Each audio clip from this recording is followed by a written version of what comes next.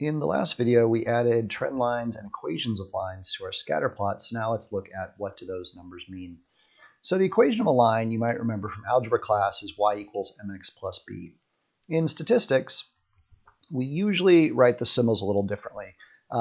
X is still our x variable, the one that goes on the horizontal axis. Instead of m, we usually write b1, and instead of b, we usually write b0. But same idea, slope, y-intercept. And instead of y, we don't have the y values or the actual prices of these houses, but the equation is trying to predict the price of a house. So we sort of have the real price, which is y, and the predicted price, we'd say, is y hat. So our equation, though, because we actually have variables, in algebra class, you just throw in x's and y's because you don't have any context. It's just, algebra pushing symbols around. But in statistics, we have a context. So instead of writing x, we can just write size, or you could write house size, you could write square feet, but you actually use like letters here, which probably looks very strange, but that's how it works in statistics. And then instead of y, we have price. So again, we are predicting price using a linear equation for size. And I put in the numbers from my first scatter plot.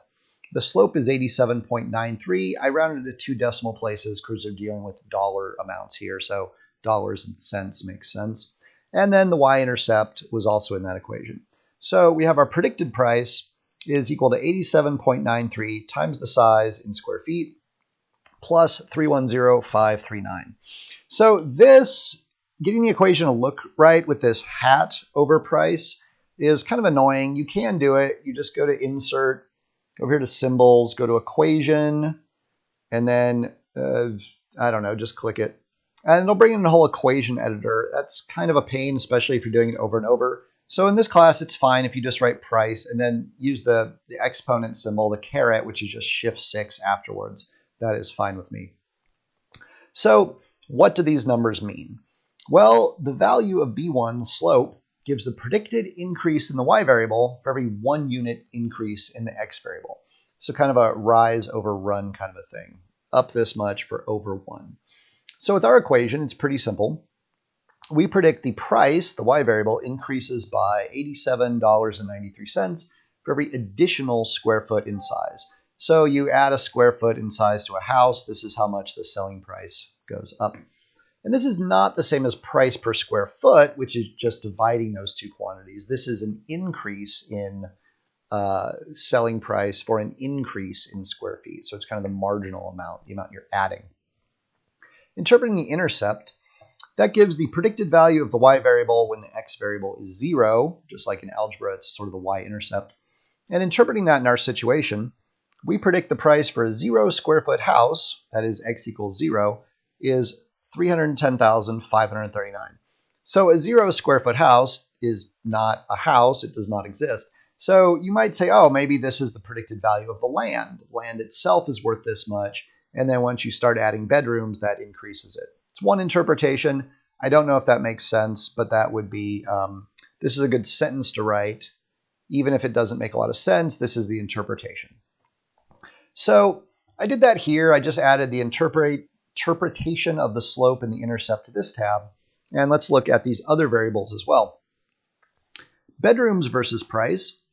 We predict the selling price will increase by the slope, $76,425 for each additional bedroom. So going from a 2 to a 3 or a 3 to a 4 or a 4 to 5 bedroom, this is on average how much you expect that extra bedroom to be worth, quite a lot. Interpret the intercept. We predict the selling price for a 0 bedroom house to be $215,461. And this one's a little less clear because a 0 bedroom house, well, you could still sleep in it. It's still maybe you have a bathroom and a big living area. I don't know. So this is the right sentence to write to interpret that. Again, I don't know if it makes a lot of sense. There aren't really such a thing as a 0 bedroom house, at least not in our data set. So I don't know, treat that with some caution. Moving on to bathrooms versus price. We have the equation again. We predict the selling price of the house increases by $79,755 for each additional bathroom.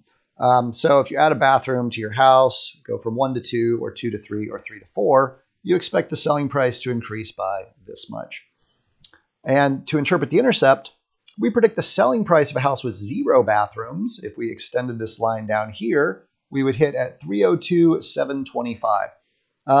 No, I don't think you can sell a house with no bathrooms. I don't think there's any real validity to this statement, but that is the correct interpretation of the number. Last, lot size versus price. We got a negative slope here, but that works the same thing. Instead of an increase, it's a decrease. So we predict the selling price of a house decreases by 2740 for each additional square foot of lot size. So you make your lot 1 square foot bigger, selling price actually goes down.